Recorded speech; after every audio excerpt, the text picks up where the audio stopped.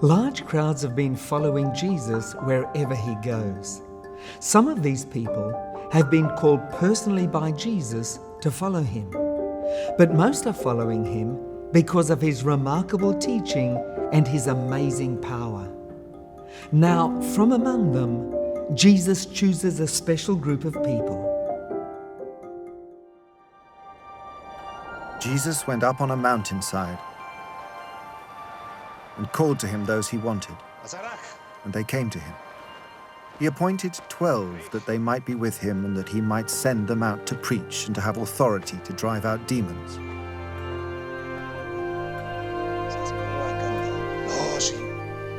These are the 12 he appointed. Simon, to whom he gave the name Peter, James, son of Zebedee, and his brother John. To them he gave the name Boanerges, which means sons of thunder. Andrew, Philip, Bartholomew, Matthew, Thomas, James, son of Alphaeus, Thaddaeus, Simon the Zealot,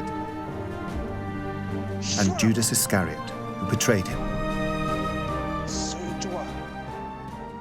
There are many people following Jesus, but here he picks out 12 people to be his closest followers, called disciples.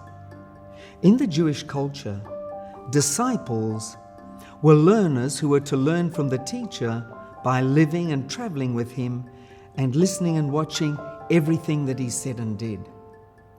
Now, 12 is not just a random number. It's highly symbolic. In the Bible, it's the number of God's government. In the Old Testament, God established his nation on the 12 tribes of Israel. Now, Jesus is going to establish his church through 12 disciples. It's also interesting that Jesus gave nicknames to some of the disciples, and they reveal that Jesus definitely had a sense of humor. For example, the fishermen James and John were probably loud and boisterous, so he called them sons of thunder.